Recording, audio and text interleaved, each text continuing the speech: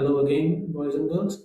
The topic we discuss now is another fortified wine, which is called port wine. Now, this one is different from a sherry in a couple of ways. First of all, port wines are not always white like a sherry.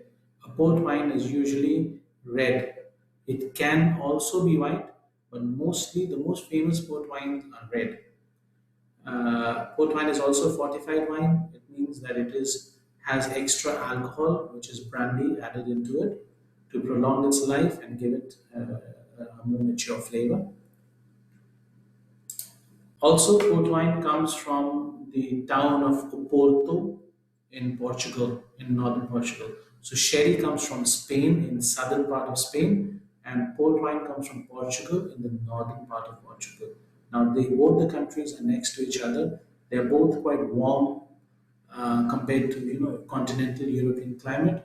So, these countries, the alcohols get spoiled if they are not fortified. So fortification was used in ancient times as a way of protecting the wines for so that they last over a period of time. Now, port wines are usually thicker and richer and sweeter in flavor. They usually have higher alcohol content with brandy added to it, and around 20% alcohol is there approximately in port. The region of Port is divided into three sub-regions. They're called the Baixo, the Zima, and the Douro Superior region. Now, this is where you see on the top part of Portugal. So the orange bit on the right is Spain, and Portugal is the yellow bit on the left. And in the northern part of Portugal, you'll see the town of Oporto, or Porto. So, and from Porto, you'll see three rivers joining Porto from Chave and Villarreal.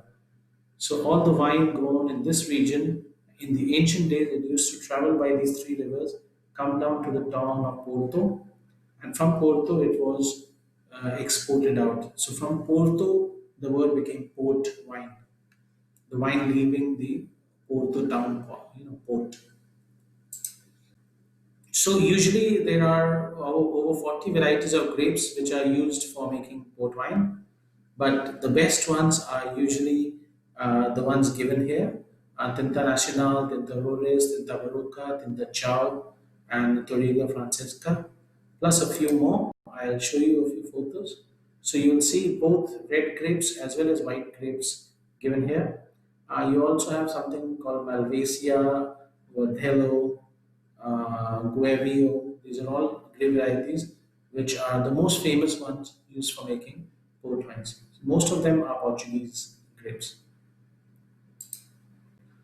Now, Portugal usually it is a very mountainous area, and most of the vineyards in Portugal are growing near the river, so that it can get water from the river. Otherwise, it gets really hot. So you have mountains on both sides of the river, and the vines are growing on those mountains. So they can take the water from the river and with the water pumps, put it on top of the mountain so that the water flows down, and you get enough water for the grapes to grow. It's quite labor intensive, and that's what makes it expensive also. And the soil is not too good. It's very stony, very granite kind of soil. So the plants have to really work hard to survive. And remember, the harder the grape works, the more flavor is there in the wine. Now, your port wine comes in various flavors. You can have white ports, you can have red ports. Now, white ports usually you'll have aperitif white port and white port, and the rest are all red port wines. Now, aperitif white port and white ports are not too famous.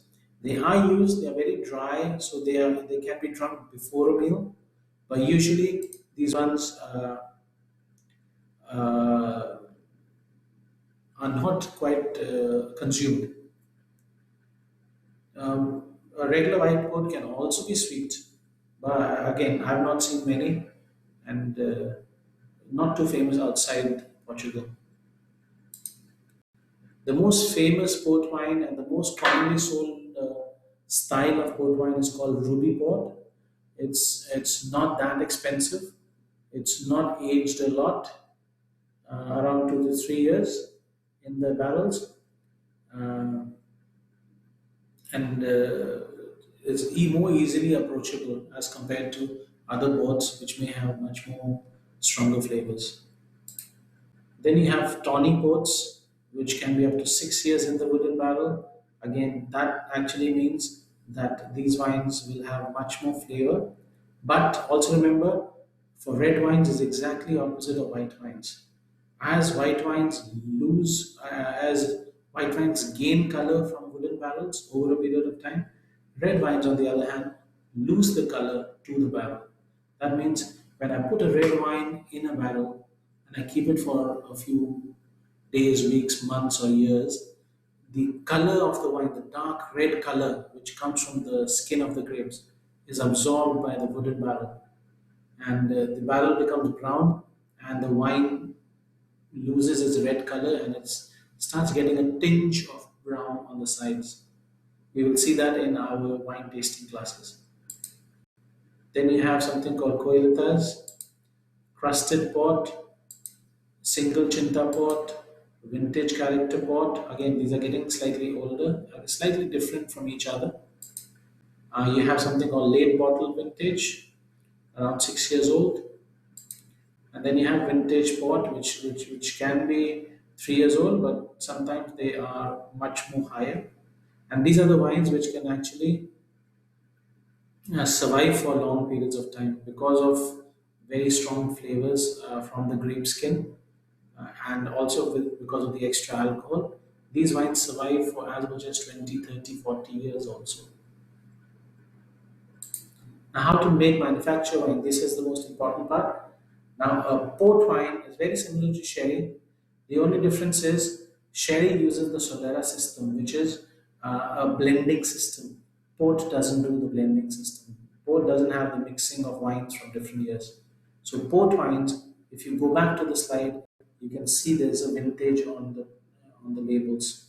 There's always a year given on the labels, but sherry doesn't have a label, a year written on the label, because it's blended. You don't know from which year uh, the wine was put in this bottle from.